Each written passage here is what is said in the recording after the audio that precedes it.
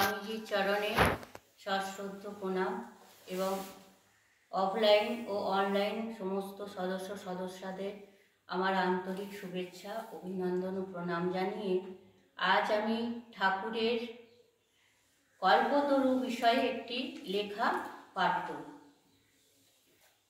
1886 সালের 1 জানুয়ারি ঠাকুর কল্পতরু হয়েছিলেন কাশীপুর উদ্যানবাটিতে। তা সেই বিষয়ে অতুল বন্দ্যোপাধ্যায়ের লোক শিক্ষক রামকৃষ্ণ সদাই কল্পতরু এই লেখাটি পাঠ করব। ওং স্থাপকায় চ ধর্মস্য সর্বধর্ম স্বরূপিণে অবতার বরিষ্ঠায় রামকৃষ্ণায় তে নমঃ। একটু খোলামেলা জায়গায় রোগীকে রাখার পরামর্শ দিয়েছেন ডাক্তার সরকার। সেই মতো বাড়ি খোঁজা শুরু হলো। রামচন্দ্র দত্ত কাশীপুর নিবাসী মহিমাচরণ চক্রবর্তীর সাহায্যে খুঁজে পেলেন একটি বাগান বাড়ি। রানী কাত্যায়নীর জামাই গোপালচন্দ্র ঘোষের বাড়ি, মাসিক ভাড়া 80 টাকা। পঞ্জিকা দেখে আগেই সব কিছু স্থির করা হলো। শ্যামপুকুর থেকে শুক্রবার বেলা 2:30 নাগাদ ঘোড়ার গাড়ি করে কাশীপুরের উদ্দেশ্যে যাত্রা শুরু হলো। শুক্লা পঞ্চমী তিথি, শুক্রবার 11ই ডিসেম্বর। অসুস্থ শ্রী রামকৃষ্ণ ভক্তজন সহ কাশীপুরে ভাড়া বাড়িতে এসে উপস্থিত হলেন। প্রশস্ত বাগানের মাঝে ছোট্ট দোতলা বাড়ি, চারিদিকে নানা ফুল ফলের গাছ, সঙ্গে ছোট্ট 2টি পুকুর।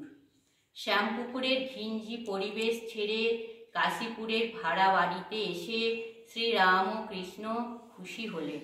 শ্রীমা সারদা দেবী, সঙ্গে সেবক লাটু, বুড়ো গোপাল, কালীপ্রসাদ, নরেন্দ্রনাথ ও রামচন্দ্র সেদিন রামকৃষ্ণের সঙ্গে এসে পৌঁছলেন কাশীপুরের বাড়িতে। গলরোগে আক্রান্ত শ্রীরামকৃষ্ণের চিকিৎসার জন্য তাকে প্রথমে দক্ষিণেশ্বর থেকে শ্যামপুকুরের ভাড়া বাড়িতে নিয়ে আসা হয়।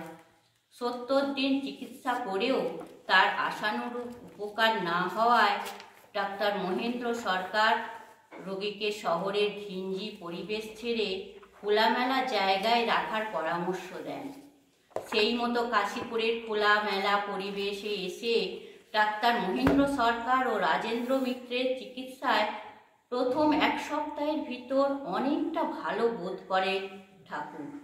তবে তারপরেই ধীরে ধীরে তার শারীরিক অবস্থার অবনতি হতে থাকে। তার সেবার জন্য কাশীপুরে একে একে উপস্থিত হলেন যুবকবৃন্দ। চলতে থাকলো দিন রাত এক করে সেবা করা। কলকাতার শ্রী রামকৃষ্ণের অন্যান্য গৃহী ভক্তরাও নিয়মিত আসা যাওয়া শুরু করেন। অসুস্থতার মধ্যেও শ্রী রামকৃষ্ণের মুখ নিঃসৃত কথা শোনার জন্য ভক্তদের ছিল নিত্য আনাগোনা। ডিসেম্বরের শেষ সপ্তাহে ঠাকুর শারীরিক অসুস্থতা বৃদ্ধি পেলে তিনি বাড়ির নিচে নামতে পারেননি। ইংরেজি নববর্ষের দিন সকাল থেকেই অনেক গৃহী ভক্ত উপস্থিত হলেন কাশীপুরে শ্রীরামকৃষ্ণের সান্নিধ্য লাভের আশায়। দুপুরে আহারের শেষে কিছুক্ষণ বিশ্রাম নিয়ে রোদ ঝলমলে দুপুরে ঠাকুর নিচে যাওয়ার ইচ্ছা প্রকাশ করলেন। ভক্তরা বাগানের চতুর্দিকে ছড়িয়ে ছিটিয়ে বসে তখন গল্পে ব্যস্ত। ভাইপো রামলালের সঙ্গে দোতলা থেকে কাঠের সিঁড়ি দিয়ে নিচে নেমে এলেন ঠাকুর। তখন বেলা 3টে।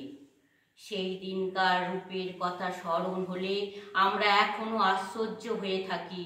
তার সর্বশরীর বস্ত্রাবৃত এবং মস্তকে সবুজ বানাতের কান ঢাকা টুপি। কেবল মুখমণ্ডলের জ্যোতিতে দিগমণ্ডল আলোকিত হইয়াছিল। ঠাকুরকে রাস্তা দিয়ে আসতে দেখে গিরিশচন্দ্র ঘোষ জুতো খুলে সেখানেই ষষ্ঠাঙ্গ প্রণাম করেন। ভক্ত গিরিশের কাণ্ড দেখে প্রসন্ন বদনে ঠাকুর তাকে জিজ্ঞাসা করেন, তুমি যে সকলকে এর কথা বলে বেড়াও, নিজেকে দেখিয়ে বলছেন, তুমি কি দেখেছ? কি বুঝেছ? হাঁটু মুড়ে বসে জোর হাত করে গিরিশচন্দ্র বলতে থাকেন, ব্যাস বাল্মীকি যার হত্যা করতে পারেনি, আমি তার সম্বন্ধে বেশি কি আর বলতে পারি? ভক্ত গিরিশের মুখে এই সরল উপলব্ধির কথা শুনে ঠাকুরের মুখে ফুটে ওঠে এক অদ্ভুত হাসি। দিব্য হাসি মাখা সেই রূপ দেখে ভক্তরা বাগানের গাছ থেকে ফুল তুলে এনে তার চরণে পুষ্পাঞ্জলি প্রদান করেন। মুহূর্তে অসুস্থ ঠাকুরের চোখে মুখে ফুটে ওঠে এক দিব্য কান্তি। সহাস্যে তিনি বলে ওঠেন, তোমাদের আজ কি বলিব, আশীর্বাদ করি তোমাদের চৈতন্য হোক। এক অপূর্ব দিব্যভাবে আবিষ্ট শ্রীরামকৃষ্ণ এরপর উপস্থিত সকল গৃহী ভক্তকে স্পর্শ দিয়ে কৃপা আশীর্বাদ করতে থাকেন। তার ভূত স্পর্শের প্রভাবে উপস্থিত সকলে মনে এক অদ্ভুত ভাবান্তর অনুভব হতে থাকে। কৃপায় উচ্ছ্বসিত ভক্তরা চিৎকার করে বলতে থাকে, তোরা কে কোথায় আছিস, আয়, প্রভু আজ কল্পতরু হয়েছেন। বেশ কিছু সময় ধরে শ্রীরামকৃষ্ণ দিব্য বাহক অবস্থায় ভক্তদের অকাতরে কৃপা করতে থাকেন। ভক্তদের কাছে তিনি সেদিন হয়ে উঠেছিলেন শাস্ত্রে বর্ণিত কল্পতরুর জীবন্ত বিগ্রহ। তার ব্যক্তিত্বের আকর্ষণে ইংরেজি শিক্ষায় শিক্ষিত কলকাতার মানুষজন দলে দলে জড়ো হয়েছিলেন। তৎকালীন ইংরেজ শাসনের রাজধানী কলকাতায় শ্রীরামকৃষ্ণ নিজেকে মেলে ধরার জন্য তাই যেন ইংরেজি নতুন বছরের দিনটিকে বেছে নিয়েছিলেন। ভক্তদের কাছে এই দিনটিতেই তিনি হয়ে উঠেছিলেন কল্পতরু। স্বামী শিবানন্দ বলতেন, তিনি সদাই কল্পতরু। রামকৃষ্ণ তার সরল সুন্দর উপমা দিয়ে কল্পতরু কি তার ভক্তদের বুঝিয়েছিলেন। কল্পতরুর কাছে কি আর কিভাবে চাইতে হয় তাও আগে থেকে ভক্তদের কথার ছলে শিখিয়ে রেখেছিলেন লোকশিক্ষক রামকৃষ্ণ। কাশীপুরের সেই দিনে এই ঘটনাকে তাঁর আত্মপ্রকাশের অভয় প্রদান বলে বর্ণনা করেছেন স্বামী শারদানন্দ। শ্রীরামকৃষ্ণ লীলা প্রসঙ্গ বইটিতে তিনি রামকৃষ্ণের দুটি সত্তার কথা উল্লেখ করেছেন। ঠাকুরের দুটি ভাব আছে, একটি মানুষ ভাব, অন্যটি দিব্য ভাব। মানুষ ভাবে তিনি সকলের উপর অত্যন্ত সহানুভূতিপূর্ণ। যারা তাঁর কাছে আসত তাদের সকল দুঃখ দূর করতে সচেষ্ট। অসুস্থ অবস্থাতেও তাঁর এই দুটি ভাব বিদ্যমান ছিল। তাই তিনি সেদিন দিব্যভাবে বিভোর হয়ে জগৎবাসীকে অভয় প্রদান করেছিলেন। বলেছিলেন, তোমাদের চৈতন্য হোক।